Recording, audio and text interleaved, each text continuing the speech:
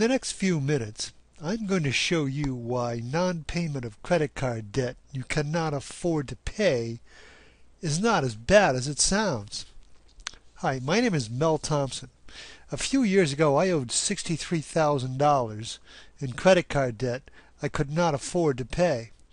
I was forced to find non-payment alternatives to bankruptcy. And fortunately, I did find a solution, and with it, I was able to avoid that debt. Today it is my goal to share what I learned with other people who cannot afford to pay their credit card debt. I have written the Credit Card Debt Survival Guide, and I have counseled several individuals on what to do with their particular credit card debt situation.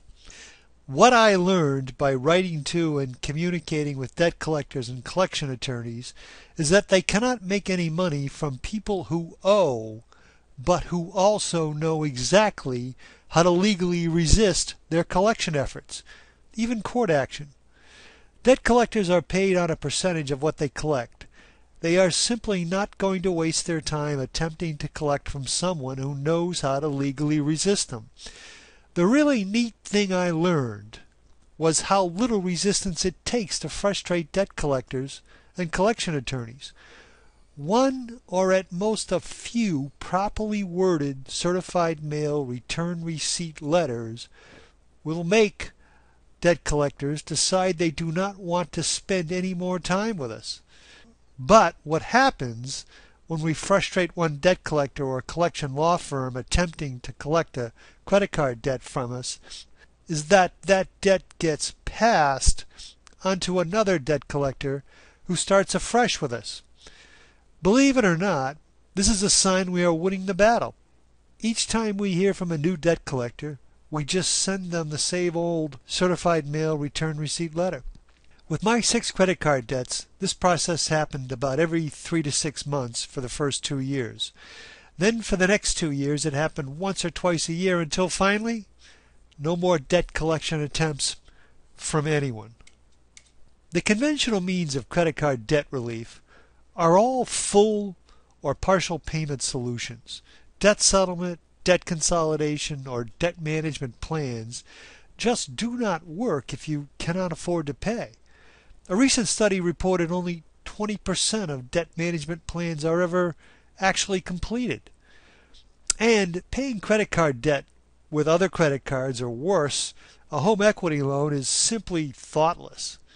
If you cannot afford to pay without sacrificing monthly essentials, do not pay because you think you have no choice. You do have a choice. There is one conventional means of non-payment, and that is bankruptcy. What is the worst that can happen to you? The answer is bankruptcy. But bankruptcy will stop a court judgment if things should ever get that far. Here's why non-payment without filing bankruptcy is such a good path to credit card debt relief. Debt collectors and collection attorneys can be dealt with, as I have begun to show you. Without bankruptcy, your assets remain safe. Nothing short of a court judgment can take your assets away from you. And your credit is damaged much less. The 10-year stain of bankruptcy on your credit report becomes 2 to 4 years of bad credit, depending on your overall situation.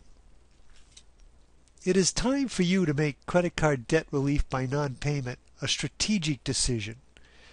If you can do this rationally, leaving your emotions, fear, guilt, feelings of helplessness out of it, then you can greatly reduce your suffering and worry. Sometimes large businesses are forced to not pay less important creditors. Just make this a rational business decision.